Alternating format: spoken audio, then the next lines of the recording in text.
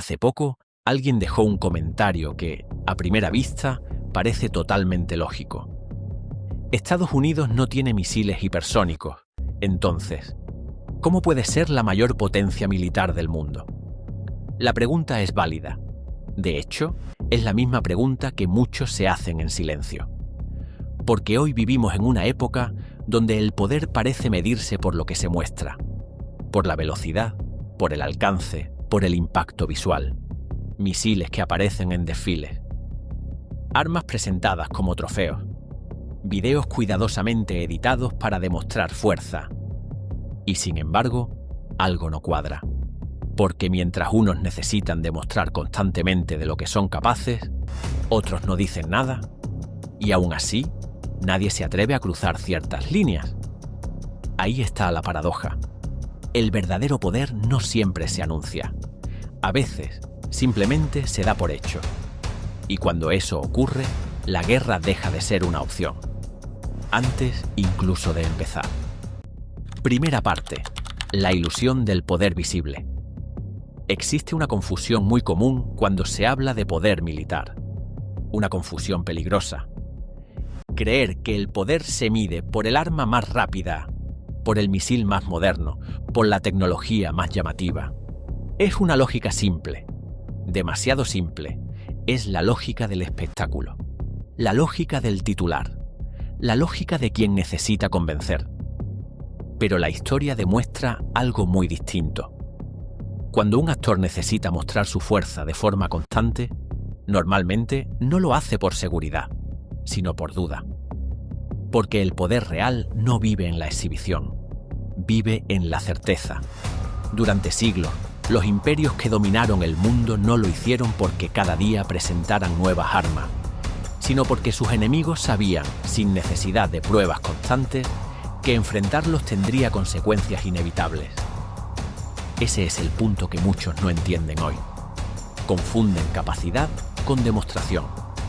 Confunden poder con propaganda. Y por eso se sorprenden cuando descubren que Estados Unidos no lidera todas las categorías técnicas visibles y aún así sigue siendo el eje alrededor del cual gira el equilibrio global. La pregunta correcta no es ¿qué arma es más rápida? La pregunta correcta es ¿qué pasa si decides atacar? Ahí es donde la conversación cambia por completo, porque el poder serio no está diseñado para impresionar al público. Está diseñado para influir en la mente del adversario. Y la mente del adversario no se mueve por desfiles, se mueve por cálculos fríos. Cálculos como ¿puedo neutralizar su respuesta? ¿Puedo evitar las consecuencias? ¿Existe una salida después del primer golpe? Cuando la respuesta a esas preguntas es no, la discusión termina antes de empezar. Ese es el tipo de poder que no necesita ser exhibido todos los días. El error de medir el poder por una sola pieza. Uno de los mayores errores al analizar el poder militar moderno es aislar una sola tecnología y convertirla en el centro del debate. Misiles hipersónicos, aviones invisibles, portaaviones, satélites. Todo eso importa, sí. Pero nada de eso, por sí solo, decide el tablero. El poder real no funciona como una pieza de ajedrez. Funciona como un sistema completo. Un sistema donde cada elemento respalda al otro. Donde no importa solo qué tan rápido golpeas, sino qué tan imposible es detenerte. Un misil puede ser impresionante. Pero un misil también puede ser interceptado, neutralizado, desactivado. Un sistema, en cambio, no se detiene con un solo movimiento. Por eso, medir la fuerza de un país únicamente por si posee o no una tecnología específica es una forma infantil de análisis. Es mirar el tablero sin entender el juego. La disuasión no se basa en tener el arma más nueva. Se basa en garantizar que ningún ataque sea rentable. Y aquí es donde muchos se equivocan.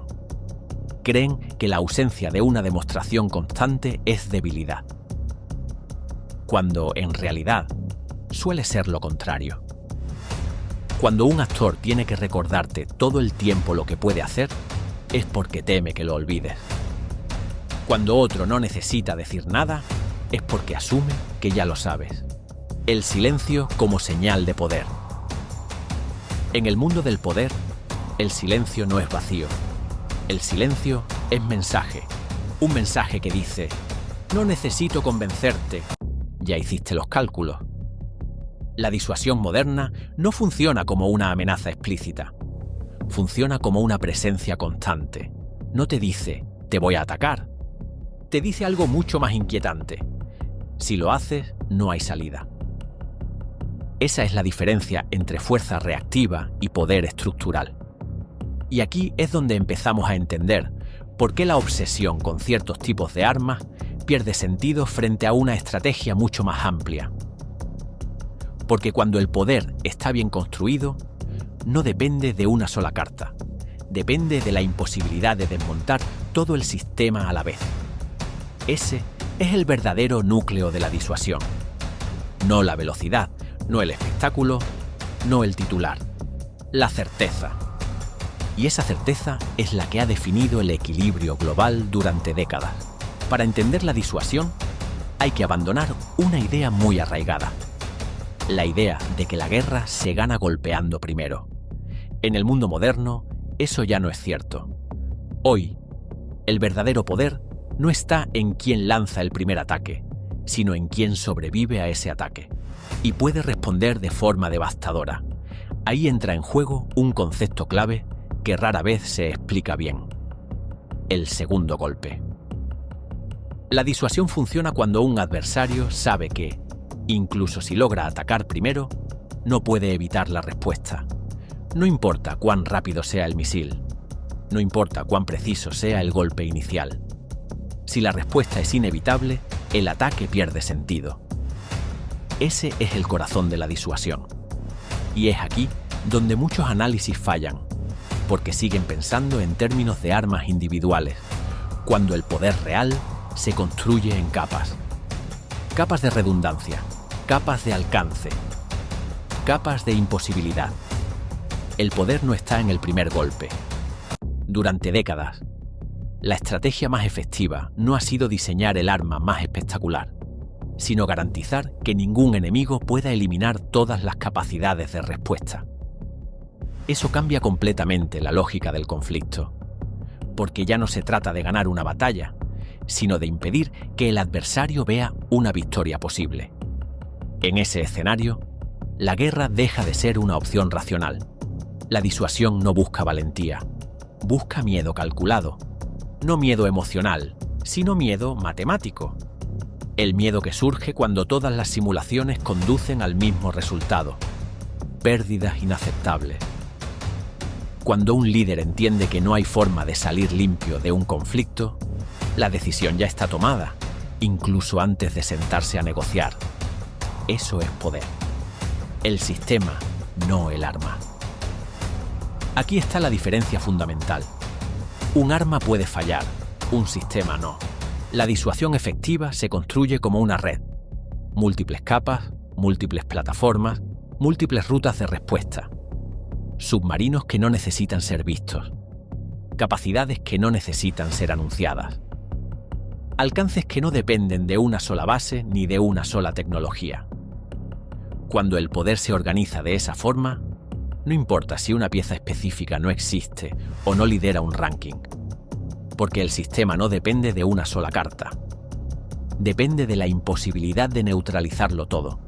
Ese es el punto que muchos críticos pasan por alto cuando se obsesionan con una tecnología concreta. Preguntan: ¿tienen esto? ¿No tienen aquello? Pero la pregunta correcta es otra. ¿Puedo eliminar todas sus respuestas al mismo tiempo? Y cuando la respuesta es no, la discusión termina. ¿Por qué la disuasión no se presume? Aquí hay un detalle psicológico importante. El poder que necesita ser exhibido constantemente es un poder que busca validación. La disuasión, en cambio, busca certeza. No necesita titulares diarios, no necesita demostraciones teatrales, no necesita convencer al público. Solo necesita convencer a quienes toman decisiones al otro lado del tablero. Y esos no se mueven por propaganda, se mueven por cálculos fríos. Por eso, muchas de las capacidades más importantes no se muestran en desfiles ni en videos virales, porque su valor no está en ser vistas, sino en ser creídas. El silencio en ese contexto no es debilidad, es control. Un control que se ejerce no sobre la opinión pública, sino sobre la toma de decisiones del adversario. Cuando el poder deja de ser espectáculo, hay un punto en el que el poder madura. Deja de necesitar aplausos, deja de necesitar demostraciones constantes, deja de buscar legitimidad externa. En ese punto, el poder se vuelve incómodo, porque ya no se puede medir fácilmente, porque no se deja encasillar en rankings simples. Y eso confunde a muchos observadores. Confunde a quienes esperan siempre una prueba visible. Confunde a quienes asocian silencio con ausencia. Confunde a quienes creen que si algo no se muestra, no existe. Pero en el mundo real del poder, muchas de las decisiones más importantes se toman precisamente porque no hace falta mostrar nada. La disuasión funciona cuando el adversario se autocontrola, cuando decide no avanzar, cuando frena antes de cruzar la línea. Ese freno no aparece en titulares, no se puede grabar, no se puede presumir, pero es ahí donde el poder demuestra su efectividad. El dominó final. La disuasión no elimina los conflictos, no hace al mundo más justo, no garantiza la paz eterna. Lo que hace es algo más crudo. Reduce las opciones. Reduce el margen de error. Reduce las salidas impulsivas. Reduce la tentación de apostar todo a un golpe rápido. Y en un sistema internacional lleno de tensiones, esa reducción es, paradójicamente, lo que mantiene el equilibrio.